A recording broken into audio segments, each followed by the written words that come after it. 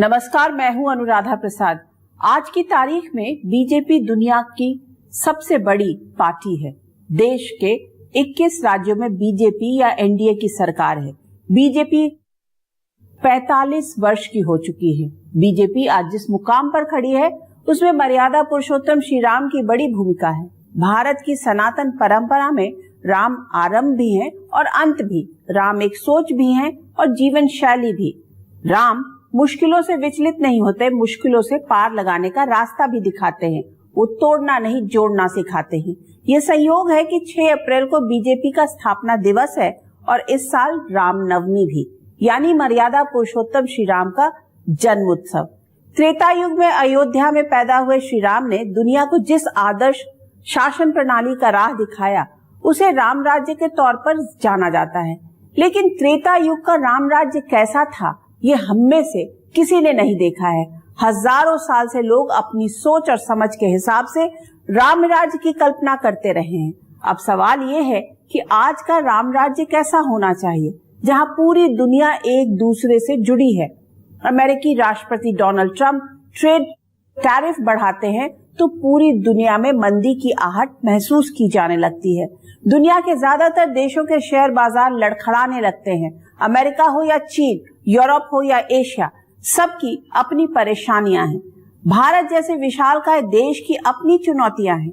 किसी भी सरकार या व्यवस्था के लिए 1 अरब 40 करोड़ लोगों की उम्मीदों पर खरा उतरना आसान नहीं है।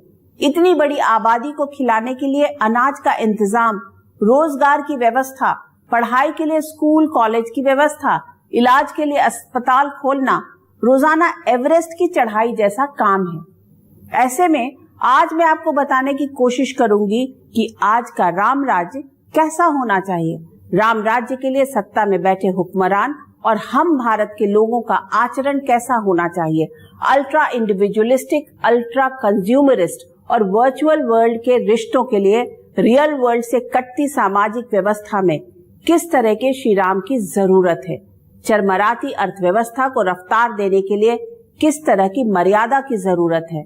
आमदनी अठन्नी और खर्चा रुपया वाली जनरेशन को श्री राम कौन सा रास्ता दिखाते हैं।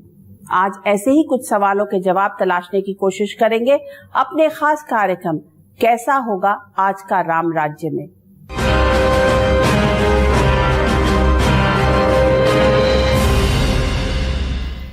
इस धरती पर ऐसे लोग बहुत कम मिलेंगे जो अपनी जिंदगी से खुश हैं। 1 अरब 40 करोड़ से अधिक आबादी वाले भारत में कई तरह की चुनौतियां हैं। दुनिया की सबसे बड़ी युवा आबादी हमारे देश में ही है और बेरोजगारों की लंबी चौड़ी फौज भी। उससे भी बड़ी समस्या ये है कि ज्यादातर के पास डिग्री के मुताबिक नौकरी नहीं है। इसे 2 तरीके से देखा जा सकता है। एक, डिग्री के हिसाब से हुनर नहीं है। दूसरा, हुनर है पर बाजार में नौकरी नहीं है। जिसके पास नौकरी है उसकी सैलरी महंगाई और खर्च के हिसाब से नहीं बढ़ रही। कोई सिस्टम को कोस रहा तो कोई किस्मत को। लेकिन 1 अरब 40 करोड़ लोगों की जिंदगी में खुशहाली लाना बहुत मुश्किल काम है। प्रधानमंत्री मोदी 2047 तक विकसित भारत के सपने को पूरा करना चाहते हैं। उनके पीछे दुनिया की सबसे बड़ी राजनीतिक पार्टी बीजेपी खड़ी है। लेकिन क्या विकसित भारत बनाने के लिए संघर्ष करना सिर्फ सरकार की जिम्मेदारी है? इसमें देश के लोगों का आचार विचार, धर्म कर्म कैसा होना चाहिए? ऐसा समाज कैसे बने जिसमें सरकार को 80 करोड़ लोगों की भूख को मिटाने के लिए मुफ्त में सरकारी अनाज बांटने की जरूरत न पड़े। लोग इतने संपन्न और खुशहाल हो जाएं कि खुद ही सब्सिडी को खैरात समझते हुए छोड़ने लगे। स्कूल कॉलेजों में युवाओं को इस तरह से ट्रेन किया जाए कि उन्हें नौकरी के लिए धक्के नहीं खाने पड़े। क्या बीजेपी और नरेंद्र मोदी राम राज्य के ऐसे ही मॉडल पर काम करना चाहते हैं?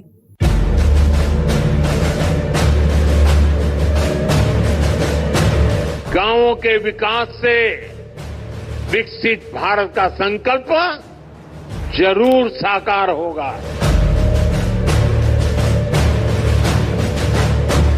एक और 2047 तक विकसित भारत का सपना। दूसरी ओर देश में गरीब अमीर के बीच लगातार बढ़ती खाई। एक स्टडी के मुताबिक भारत के टॉप 1% लोगों की राष्ट्रीय आय में 22.6% की हिस्सेदारी है।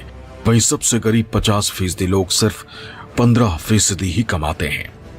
आज की तारीख में देश के 80 करोड़ लोगों को सरकार मुफ्त अनाज बांट रही है, जिससे भूखा ना सोना पड़े। हमारे देश की आबादी का बहुत बड़ा हिस्सा किसानी पर निर्भर है। नाबार्ड की एक रिपोर्ट के मुताबिक 2021-22 में प्रति किसान परिवार सभी स्रोतों से औसत मासिक कमाई सिर्फ 13,661 रुपए रही, जिसमें से खेती से कमाई का हिस्सा सिर्फ 4,476 रुपए था। किसानों की स्थिति ये है कि सदियों से राम राज्य का सपना देखने वाले देश के ज्यादातर किसान प्रधानमंत्री सम्मान योजना के तहत मिलने वाली रकम का बेसब्री से इंतजार करते रहते। बेरोजगारों के आंकड़ों को लेकर तरह तरह के दावे किए जाते हैं। ऐसे में सरकारी नौकरी और रोजगार में फर्क समझाने की भी कोशिश होती है, लेकिन एक कड़वा सच ये भी है कि देश की बड़ी आबादी के पास योग्य रोजगार नहीं है। यह सच है कि पूरा देश आर्थिक समस्याओं और बढ़ती बेरोजगारी से त्रस्त है। इंटरनेट से लैस स्मार्टफोन ने ज्यादातर लोगों को व्यस्त कर दिया है। पढ़े लिखे शहरी युवाओं के लिए डिजिटल क्रिएटर जैसी पहचान शौक भी है और मजबूरी भी। इसी तरह शहरी मध्यम वर्ग की कमाई और महंगाई के बीच ऐसी रेस चल रही है जिसमें बचत की गुंजाइश लगातार घट रही है। ऐसे में देश की बड़ी आबादी अपनी रोजमर्रा की जरूरतों को पूरा करने के लिए सरकारी योजनाओं की ओर देख रही है, जिसमें मुफ्त अनाज, मुफ्त पढ़ाई, मुफ्त दवाई और खाते में कैश ट्रांसफर भी है। ऐसे में सवाल उठता है कि क्या ऐसे ही इकोसिस्टम के बीच राम राज्य लाना संभव है? आज से एग्जैक्टली 20 साल पहले मुझे याद है हमने यहाँ पे सुना था कि हमारा मुंबई भी शंघाई बन जाएगा किसी दिन। क्या चेंज आए हैं? Only deterioration. So I feel जबकि इंफ्रास्ट्रक्चर में गवर्नमेंट पैसा लगा रही है, मुंबई की बात करें तो कोस्टल रोड वहाँ पे क्रिएट की गई है, लेकिन क्या health, cleanliness, hygiene, pedestrianisation, universal accessibility की कोई विकलांग भी आराम से चल सके शहर में, क्राइम की कंट्रोल, ये सब चीजें अभी भी हमारे कंट्रोल में नहीं आ रही, इनफैक्ट खराब होती चली जा रही हैं। 2047 तक विकसित भारत का लक्ष्य हासिल करने के लिए निम्न और निम्न मध्यम आय वर्ग की कमाई बढ़ाने का रास्ता बनाना होगा। साथ ही नए रोजगार पैदा करने पर भी खासा जोर देना होगा। मुफ्त की रेबड़ियां बांटने की जगह लोगों को इस लायक बनाने पर फोकस करना होगा, जिससे लोग खुद ही सब्सिडी छोड़ने लगें और मुफ्त की सरकारी योजनाओं को लेने से इनकार कर दें। लेकिन इसके लिए मौजूदा राजनीति और युवा शक्ति दोनों को ही बहुत ईमानदारी से प्रयास करना होगा। दुनिया जिस तरह की चुनौतियों से जूझ रही है, उसमें एक ऐसे राम राज्य की जरूरत है जिसमें हर व्यक्ति देश को, राज्य को, समाज को पूरी ईमानदारी से अपना बेस्ट देने की कोशिश करे। चाहे नौकरी में हो या स्वरोजगार में, दोनों को अपना कर्म क्षेत्र मानते हुए उसे बढ़ाने के लिए लगातार संघर्ष करे। दुनिया में तेजी से होते तकनीकी बदलाव के हिसाब से अपने आप को अपडेट रखे, तभी आधुनिक समय की जरूरतों के हिसाब से राम राज्य के सपने को साकार करना आसान होगा। दुनिया का हर सभ्य समाज अपने हिसाब से राम राज्य की कल्पना को जमीन पर उतारने की कोशिश करता रहा है। वाल्मीकि के राम राज्य में सामाजिक न्याय की बात है तो तुलसीदास का राम राज्य एक यूटोपिया है, जहां न कष्ट है और न छोटे बड़े के बीच भेदभाव। 20वीं सदी आते आते राम राज्य आधुनिक उदार लोकतंत्र का रूप धारण कर लिया, जिसका मकसद वेलफेयर स्टेट की स्थापना और लोगों का अधिक से अधिक कल्याण बन गया। प्रधानमंत्री मोदी सबका साथ, सबका विकास और सबका विश्वास की बात करते हैं, पर चुनावी मौसम में बीजेपी वोटों के ध्रुवीकरण के लिए हर तरह के दांव आजमाती है। कटेंगे तो बटेंगे, एक रहेंगे, सेफ रहेंगे जैसे नैरेटिव को आगे बढ़ाया जाता है। एक तरफ औरंगजेब की कब्र, संभल की शाही जामा मस्जिद, ज्ञानवापी मथुरा जैसे मुद्दों को समय समय पर गर्म किया जाता है, तो दूसरी तरफ बीजेपी कार्यकर्ता मुस्लिम समुदाय की हिचक को दूर करने के लिए, उन्हें करीब लाने के लिए सौगातें, मोदी किट भी बांटते हैं। ऐसे में सवाल उठता है कि क्या आज के राम राज्य में चुनाव जीतने के लिए वोटों का ध्रुवीकरण और राजधर्म के नाम पर सबको बराबरी के चश्मे से देखने का काम चलता रहेगा।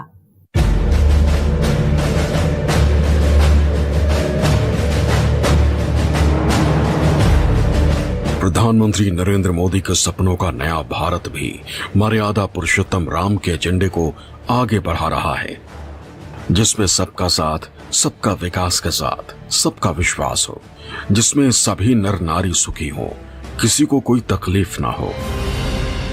मैं एक बार एक बैंक सखी को मिला, सब बैंक सखियों से बात कर रहा था, तो एक बैंक सखी ने कहा वो गांव के अंदर रोजाना 50 लाख, 60 लाख, 70 लाख रुपए का कारोबार करती है। तो मैंने कहा कैसे? नहीं, बोले सुबह 50 लाख रुपए लेके निकलती हूं। मेरे देश के गांव में एक बेटी अपने थैले में 50 लाख रुपया लेकर के घूम रही है, ये भी तो मेरे देश का नया रूप है। 1 अरब 40 करोड़ से अधिक आबादी वाले भारत में कोई भी नेता या सरकार सिर्फ अपने दम पर राम राज्य नहीं ला सकती है। खुशहाल आर्थिक, सामाजिक और राजनीतिक व्यवस्था के निर्माण के लिए लोगों से भी आदर्श और जिम्मेदार आचरण की उम्मीद की जाती है। आदर्श व्यवस्था निर्माण के लिए समाज के सभी वर्गों से पूरी क्षमता और पूरी ईमानदारी के साथ काम की उम्मीद की जाती है।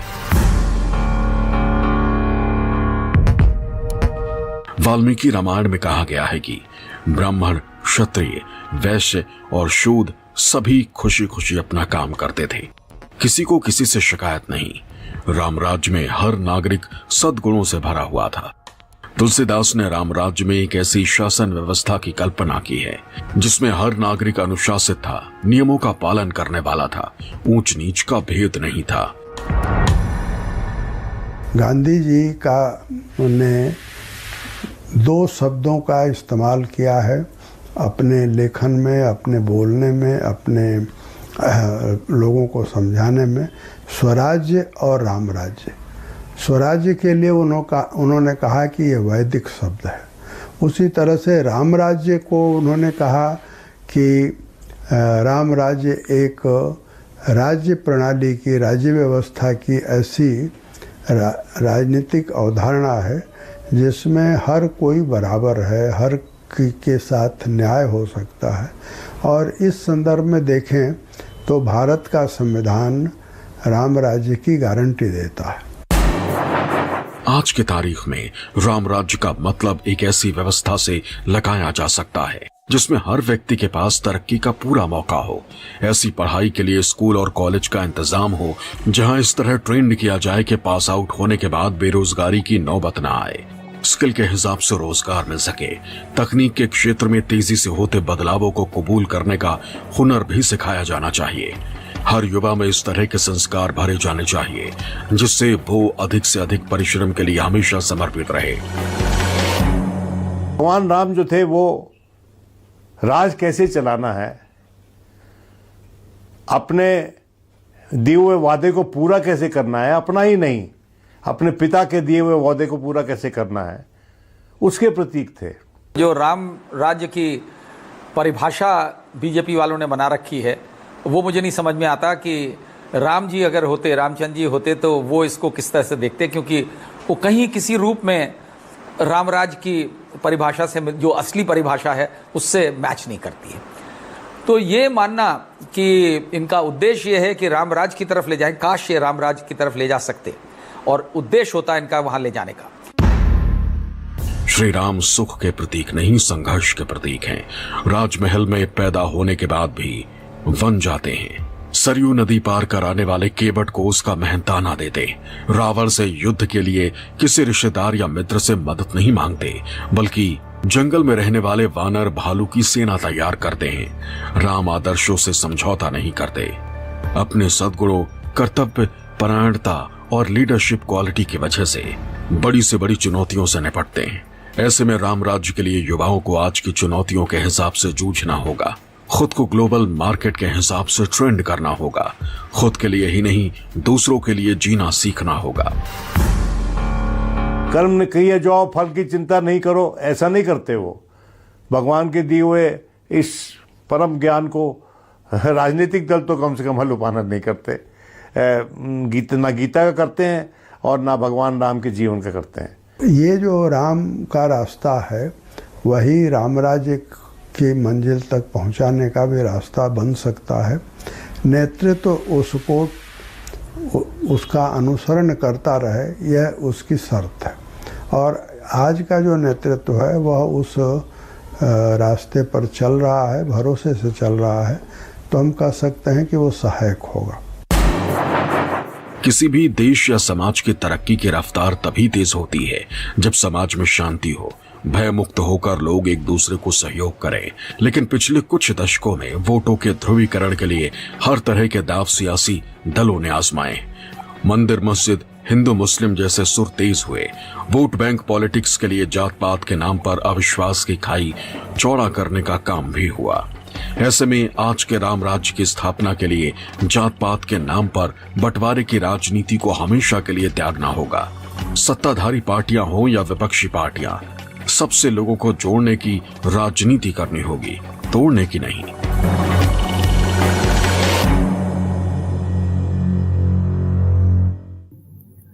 बीजेपी एक प्रयोग धर्मी पार्टी है जो वक्त के साथ बदलावों को कबूल करती है। 6 अप्रैल 1980 को पार्टी की स्थापना के बाद से बीजेपी ने सत्ता हासिल करने के लिए कई प्रयोग किए। श्री राम जो सूर्यवंशी राजपुत्र थे, उन्हें सत्ता हासिल करने के लिए चुनाव की प्रक्रिया से नहीं गुजरना पड़ा। राम ने राजतंत्र को मर्यादित किया और अपनी प्रजा को करीब लाने का काम किया। राजा को राज्य और प्रजा के बीच संपर्क सेतु के रूप में प्रस्तुत किया। राजा का काम जनता की सेवा है, ये आदर्श भी स्थापित किया। आधुनिक लोकतंत्रीय व्यवस्था में जनता अपने वोट से शासक का चुनाव करती है। जनता ही ये तय करती है कौन उसकी सेवा करेगा। नरेंद्र मोदी और अमित शाह की जोड़ी ने आज बीजेपी को इलेक्शन विनिंग मशीन में बदल दिया है। सरकार और संगठन में मोदी का कद इतना बड़ा हो गया है कि उनके सामने दूर दूर तक कोई दिखाई नहीं दे रहा। ये बीजेपी का राम राज्य मॉडल है, जिसमें गरीबों के लिए घर, खाने के लिए अनाज, सबके लिए शौचालय, उज्ज्वला योजना के तहत मुफ्त एलपीजी, मुद्रा योजना के तहत लोगों को कारोबार के लिए कर्ज, जनधन खातों के लिए सरकारी मदद सीधे गरीबों के खाते में पहुंच रही है। बीमारी की स्थिति में आयुष्मान भारत योजना के तहत इलाज की गारंटी और कई राज्यों में हर महीने महिलाओं को कैश आर्थिक मदद भी है। आधुनिक लोकतंत्र में फ्रीबीज कल्चर में हमारी सामाजिक व्यवस्था के बीच लाभार्थी वर्ग तैयार कर दिया है, जो सरकार से मिलने वाली सुविधाओं के आधार पर तय करता है कि वोट किसे देना है। किसी न किसी एक तबके को लुभाने का प्रोग्राम रहता है। अगर किसी को राहत भी देनी है तो वो इसलिए देते हैं कि हर राजनीतिक दल ये करता है कि उस तबके का सपोर्ट मिल जाएगा, और किसी के विरोध में भी कुछ करना है तो किसी तबके की सपोर्ट के लिए करना है। मोदी सरकार के राम राज्य मॉडल में सबको साथ लेकर सशक्त, खुशहाल, आत्मनिर्भर भारत निर्माण की सोच है, जिसमें परंपरा और आधुनिकता का संगम हो, जिसमें वक्त के साथ कदम ताल करने की क्षमता हो, जिसमें भय मुक्त होकर समाज का कमजोर से कमजोर व्यक्ति भी अपने विकास के लिए संभावनाओं को तलाश सके, जहां भेदभाव की कोई दीवार ना हो। पिछले कुछ वर्षों में राजनीति जिस तरह आगे बढ़ी है, उसमें विरोधी आवाज के लिए जगह दिनों दिन कम होती जा रही है। मोदी शाह के दौर में बीजेपी का अद्भुत विस्तार हुआ। चुनाव दर चुनाव बीजेपी लगातार मजबूत होती जा रही है। सबका साथ, सबका विकास, और अब तो उस नारे में विस्तार किया है प्रधानमंत्री नरेंद्र मोदी ने कि विरासत भी और विकास भी। तो ये एक नए दौर में भारत इस समय है। वहीं त्रेता युग के श्रीराम मॉडल में शत्रु से भी ज्ञान लेना शामिल है। ये श्रीराम के चरित्र का वो पक्ष है जिसमें अंतिम सांस ले रहे राक्षस राज रावण के पास अपने छोटे भाई लक्ष्मण को ज्ञान लेने के लिए भेजते हैं। शायद ऐसी ही परंपराओं के बीच से संसदीय लोकतंत्र की कामयाबी में पक्ष विपक्ष दोनों की भूमिका बराबर देखी गई होगी। सहयोग और संवाद में एक समरस व्यवस्था का रास्ता खुला होगा। 17 सितंबर को प्रधानमंत्री मोदी 75 साल के हो जाएंगे। उम्र के इस पड़ाव पर भी वो जोश और ऊर्जा से लबरेज हैं। लेकिन देश के आम आदमी के मन में कभी कभी ये सवाल उठता है कि नरेंद्र मोदी के बाद कौन? राम को आदर्श मानने वाली बीजेपी में आज मोदी का कद इस तरीके का हो चुका है कि अपनी राजनीतिक भूमिका वो खुद ही तय करेंगे। श्री राम के चरित्र में बहुत कुछ ऐसा है जिसमें आज के हुक्मरानों को बहुत कुछ सीखने की जरूरत है। वो बतौर राजा एक तपस्वी की तरह हैं, जहां एक साधारण जन के सवाल पर भी बहुत बड़ा फैसला लेने से नहीं हिचकते। राम मन और कर्म दोनों से लोकतांत्रिक हैं। ऐसे में श्री राम के पद चिन्हों पर चलने वाली बीजेपी की यात्रा को भी समझना जरूरी है। ये जानना भी जरूरी है कि कमल में करंट दौड़ाने के लिए पिछले 45 वर्षों में किस तरह के बीजेपी ने प्रयोग किए हैं। पार्टी ने सत्ता हासिल करने के लिए कब कब रास्ता और चेहरा बदला है। अंधेरा छटेगा, सूरज निकलेगा, कमल खिलेगा।